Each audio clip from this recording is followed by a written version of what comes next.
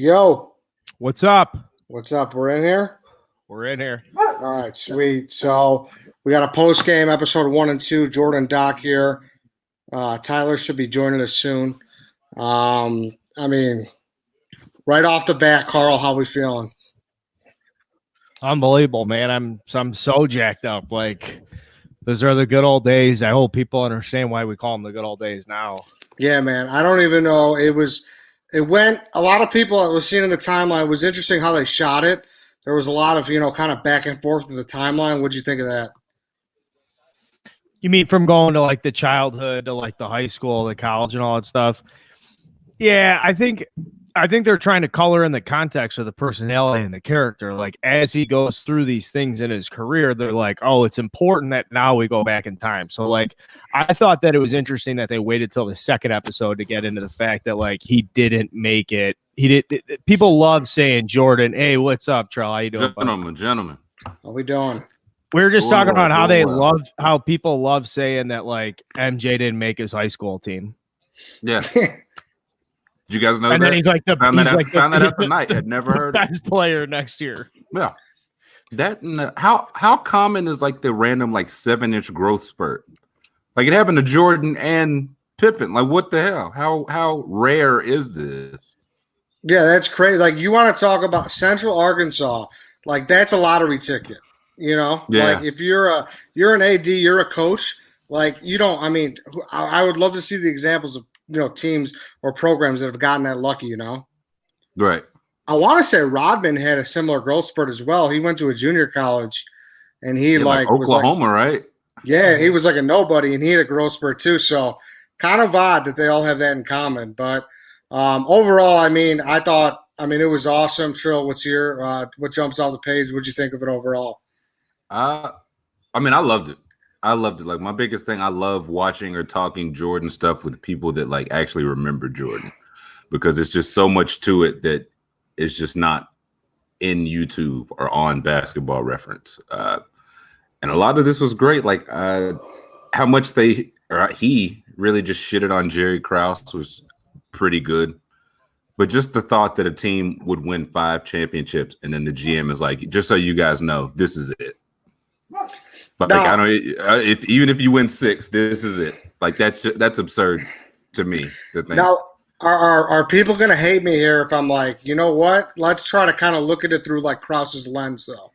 Like if they weren't gonna pay a 30-something-year-old Scotty, and then Jordan was there too. I don't know. Like I think there was at points where like he did have a point to like kind of make it work. What didn't make sense though was why he was so anti Phil Jackson, because there's no need to get rid of him. Like that, a coach could be as old as can be. You know what I mean? But right. I'm ready to look through this through Jerry Krause's lens as much as you want to, Ed. I think I got a pretty good beat on Jerry Krause's like opinion here, being like the super short, super competitive guy who wants to put his stamp on things. Like, hey, Scottie Pippen, I got you for 7 years and $18 million. You'll do whatever the fuck I want to do. Like is that what the deal was? Crazy. Yeah, it was. Yes. Oh, yeah, that's rough. Okay, dude, but then Scotty went and averaged $15 million over the next 4 years with the Blazers and the Rockets, and Scotty has a quote like, "I'm gonna get paid." But you got to think, you look at like Jerry Krause, you got to think, right? That ego and just the manipulation from the early on, it's very clear. So Phil Jackson, even though he's like one of the best coaches of all time, like that's actually the first person on the chopping block. If I'm a fucking egomaniac like Jerry Krause, I'm like, I'm getting rid of Phil because I'm the guy who can pick the players instead. But even then, man, like I even get the egomaniac part, but it's like, God, like, okay, we can all hate each other, but can we all just admit we're all really good at our job? Mm-hmm. Right. Like I put the team together. It's a championship team. You're a championship coach. I think they said he'd won 2 or 3 executives of the year. Like we're all clearly good at our job, right? Like we can all hate each other. We can all win 70 games in the championship and then the summer not talk at all. But apparently not. Ego, man. I mean, that's what it all came down to. It's ego. And a couple of things that I found most interesting was, I mean, just being a Chicago guy, I didn't know much that the Bulls were that much in the shitter to start when they, before Jordan got there. When they talked about, was it the Chicago Sting, an indoor soccer team, was outdrawing them? That was pretty fucking crazy. The traveling Chicago Coke Circus, I think that might have been my favorite part that I just didn't know. I had no idea they were, and apparently Jordan didn't either. which is like it was the best part. How bad is the culture when Michael Jordan's like, I'm just gonna go hang out by myself, guys? Like when Michael Jordan's like, I can't hang with this party. Like those guys are. Are we buying crazy, that dude. though? Are we buying that a 21, 22-year-old Michael Jordan walked into the vets, coke, weed, women, whatever, and was like, like yuck. Oh man, come on. The gambling, impulsive Michael Jordan walking out of the coke room. Right. We've got a game tomorrow, guys. Like, hey, come on, man. Get out of here. I don't know. I was happy with Sam Bowie. Didn't deserve to get into all that, so I'm happy. It was just like a little blip. That was nice. It wasn't his fault. Yes. Some cool moments. I mean, just some of the footage is what really puts it over the top, I think, was him when they played that game in Paris and they were sitting on the bench with Scott Burrell. He's like, I got a championship. And he just looked at him. He's like, shut the fuck up. You didn't win anything. I got to say, that felt very, and it's backwards, but that felt like a very Kobe thing. And it's like, that's where Kobe got it from. Like, that seems like something you see Ron Artest or somebody laughing on the bench, and Kobe's just like, this was not a championship. Like, and you see that's where Kobe got it from. Like, that was Swaggy P. Yeah, that was Swaggy. Yeah, just laughing it up overseas, and Jordan's like, this doesn't count. Exactly. I mean, and just from the bat, when they win the back, they're like, "Don't give Krause the trophy." Just a little jabs they take. Man, Krause, you want to come for the layup line that have to lower the hoop. Apparently, I mean, they didn't show a lot of it, but I talked to someone who's seen like a lot of like the behind the scenes footage, and they said it was a lot worse like for Krause. I don't know if they showed that. I believe it. Yeah, the whole Pippen shouting match, but it was probably pretty fucking bad. I'd say like they have access to all that, right? Even if not like crystal clear. I feel like out of respect to a dead man, like it's only right. Some of that stuff they're probably like we shouldn't show. He can't defend himself. We shouldn't show this. Yeah, no, you're right. I mean, just that. I mean, I was visibly uncomfortable sitting there watching his seat on the bus. Yeah, just first seat, just sitting there, just taking it. That was tough to watch. Yeah. But I feel like Reinsdorf is kind of skating on this. Okay, so can we talk about this for a second? I'd love to know you guys' let this bus just run because absolutely. And in the comments where Jerry's like, I'm not hiring someone to win a personality contest or a popularity contest. I want someone to kind of be a dick, which to me is like we're identifying Jerry Reinsdorf's values up front. And like it doesn't take a rocket scientist while all this stuff is playing out. Like if Michael Jordan, thinking now in today's terms, if you have someone even remotely as good as Michael Jordan, like a fraction, someone who you're like, man, maybe this guy could be an all-star one day, you fucking cater to that guy left and right. And now we're talking about literally the most transitional athlete, the most generational changing person to ever play a sport. And they're like, still can't fucking cater to that guy's needs. It's unbelievable. They could not get it right. Like out of all those guys, of the major players, of Jordan, of Phil, Krause, Reinsdorf, if you remove one of those guys, everything still works, right? Like Krause was great at his job, but I think you could find another Krause, right? You're not finding another Mike. You can find another good coach, but Mike's not playing with another good coach. So like it just feels like if Reinsdorf is just like, hey, Jerry, like cut this shit out, man. Like what are we doing here? Let's win 9 titles in a row. Like let's stop this dick showing. Like cut it out. For sure. Like, what was the option? Like, I wish they would have talked. Like, what kind of deal would Scotty reasonably have taken? You know what I mean? Because, like they said, he got paid pretty well those last couple of years with the Blazers and the Rockets. So I don't know. Like that matters, I guess. Yeah, but they were never gonna renegotiate those deals because that's Jerry. That's Jerry Krause's like fucking crowning achievement every day. Gets to walk into work is like, I'm the guy who's got Scotty for 7 and 18. Like, what have you done? So if they renegotiate that, it's like him bending the knee. It's such a fucked up thing, man. It really is such a power circle. Scotty had no. I mean, it's like it's very funny to hear like Michael Jordan as he's making like 33 million. Be like, I don't think Scotty was being a team player. Yeah, it's like I mean, yeah, ideally, but I get it. Scotty was like, I'm not gonna mess up my summer. I'm making like minimum wage, man. Like maybe I want to have a good summer. What did you guys think about when Jordan broke his foot and then was playing 5-on-5 at UNC? I mean, you ain't doing that today.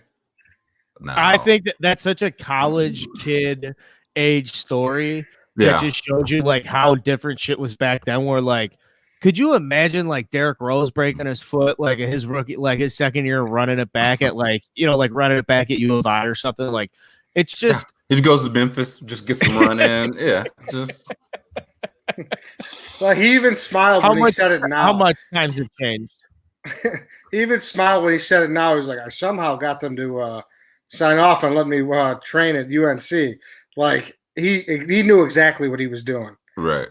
That had to be just like an unbelievable couple stretch of weeks when he was down there, like with the girls and everything, like fresh off rookie of the year, national champion, comes back to campus. Like, yeah, just a little bit of tick on like a Tuesday afternoon, then out to the bars. Like, you got to be kidding me, man. Yeah, like I'm not playing tomorrow. What's the move tonight, guys? Like, what are we? Where we going? Mm-hmm. Yeah. But again, Jordan was not a party guy. Remember? No Coach. Yeah. No, he was not. He was not. And then so the first 20 minutes of episode 2 was largely about Pippen and his upbringing and Central Arkansas and him being a rookie. That was interesting. I mean, imagine that, him being a rookie with Jordan and Charles Oakley. Yeah, like, that's a tandem, man. I didn't know Pippen was that competitive where he came in and was like, I want to be better than Mike. I didn't know that. I didn't know that either. Yeah, neither did I. I did not know that, but that was I mean, right from the jump, it looks like he just kind of hopped in. So it was pretty crazy to see. What about 7 minutes a half? Yeah, that's absurd. Like it felt like this year, if you guys remember, like when Zion first started playing, it's like he can't play more than like 18 minutes, and so he just like jumps 52 inches in the air, and they're like, "Well, gotta pull him." Like it's his time limit, and it's like Jordan was out there killing, and that was what 85, 86. That's where your relationship soured with management. This went 10 more years. That was like 80 year. Yeah, this went like legit 10, 12 more years. There's so much stuff that they have to get to too, like trading Charles Oakley and. Yeah, they touched on that briefly, but I thought they did a good job like setting the scene. Mm-hmm. Like I saw people saying like, why are they talking about this? This isn't the 98 Bulls. And it's like to understand all that went into that, you have to hear all the UNC and the family stuff and all that. For sure, because I mean that's what they kind of, because they said, oh, we needed a big man. Cartwright was the right move to get him and get rid of Oakley, but I don't know. They still didn't. They kind of give Krause credit, but they're still like kind of half-ass, I guess. Right, and that was, I mean, again, that's the ego thing, and that was probably some of it on Krause's side too. Like, you guys just can't admit I'm good at my job. Like, you hate me, but I'm good at my job. Yeah, for sure. So, but someone just said like, him getting locked out of that locker room was fucking incredible.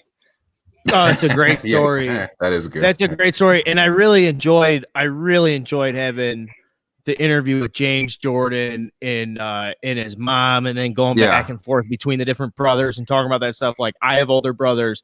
They beat up on me relentlessly when I was a little kid. Like that little line they had in there about like your competitive fibers go through the roof when it's like someone you love and someone you trust that like you're competing against or whatever. And so to like think back that Mike Jordan and to see from Larry like how competitive they were when little kids and stuff like that, it's cool to like fill in the gaps like little stuff like that, because obviously he's the greatest and stuff, but when you see and hear stuff from like back home, it makes you think about like, oh shit, my brothers, like me being a kid. For sure. I saw someone tweet too that when he was on Letterman, he said that he's like 9 inches taller than his brother now. So, I mean, that helps as well. That's the thing. Like, that was kind of like the wild thing about Jordan. Like, nobody in his family is taller than like 5'8" or 5'9". And here he is 6'6". That's crazy. Yeah. That's crazy. Did you guys have an outfit that you liked more? I think we saw 3 from Mike. I think he had one with like a black tee with like gold shorts. He had like the tall blue tee with the jeans. The black. What else? When he got out of when he parked the Camaro just in the middle of the parking lot and when he started the can go backwards thing, he was like, let me see if I can make this stick. Can go. Yeah, do you remember his Oakleys that had the leather stitched in leather, the alien glasses? Yes, I do. It's worth the blog on Barstool. I mean, these things, and they retailed for like $550, and he made them a real thing. Yeah, no, I do remember those. But no, the backwards Kangol was pretty unbelievable. Yeah, and the one hoop earring, one diamond hoop earring. Yeah, and then they kept going back and forth. At first, I was confused because they just showed that random Paris trip, and I'm like, what are we doing here? And someone's like, oh, they had to show that it was like an international icon. I was like, I mean, like they could get to that like the dream team, but Right. whatever. Well, I mean, I think that was kind of the point. Like there was that people know about that. People don't know about the other stuff because the dream team, everybody was famous. When he goes overseas now, it's like Jordan's on that billboard. Not really the Bulls. They're here to see like those kids were like, it was Christmas gifts or tickets. We wanted to see Michael Jordan. They want to see Michael Jordan. Yeah. Have you guys ever really watched highlights from that Celtics game? Oh yeah. I posted it to the blog yesterday and everybody was ragging on me like, yeah, the Celtics won the series. It's like, they were the fucking 8 seed. It's Larry Bird Celtics. Right. Like, I know they won the series. We're talking about Mike Jordan here. You don't have to correct me on the history. Right. But Ed, it's a special thing. I think, although I'm curious, is the accomplishment diminished by the fact that it was a double overtime game? Like, would you rather have it be 49 in regulation or 63 in double overtime? I mean, listen, I know a highlight tape is, cut to make you look good. It's called fucking highlights for a reason. But just the way he was cooking those guys and the look at McHale's face and, Bird wiping sweat, that's like one of the best fucking highlight tapes I've ever seen. Yeah, like Dennis Johnson was like baffled. Like, had no. I didn't know he was playing 18 holes with Ainge the night before. I had no idea. I'd never heard that. Me neither. Yeah, I mean, the quote from Larry Bird on it, and I wrote a blog about this as soon as I heard it come out of Larry Bird's mouth. I just can't believe it. He goes, "It was an incredible playoff performance. I've never seen it before. I haven't seen it since. It was God disguised as Michael Jordan." And this is Larry fucking Bird. I mean, we're not talking about like peak of his powers, Larry Bird. This is a guy who is laying gravel at his mom's fucking French Lick, Indiana house in the offseason. Like, this is a mean guy. Yeah, like someone just said too, that Bulls team was really bad. Yeah, they won 30 games. Imagine now somebody wins 30 games. Yeah, so to take that team to the brink as an 8 seed, I mean that's still pretty good. Like that's, I don't know. I mean, I guess you still see that. I don't. You don't really see that. I mean now, but we've had occasional 8 seed. We probably could have seen it this year with Ja. Sorry to cut you off. You're way better position to talk about this, but I don't know. Well, I mean, if Zion snuck in there or Ja or whatever, like you could something like that where you're like, there's absolutely no way one of these guys is going to win a series. But man, it's going to be cool to see him torch them for 51 of these games, and you're going to get a little glimpse. It's going to make you think like down the road they're going to be powerhouses. Right, and even like now, and I don't know what this case was back then. Nobody really cared, I don't think, about like the draft lottery. It wasn't like, okay, we have to miss the playoffs so we can get into the draft lottery and get a better pick. So yeah, Jordan was just like, I mean, I'm just trying to win. I know they were probably thinking that way, but I don't know how they used to like flip coins back then. Like I have no idea what it was.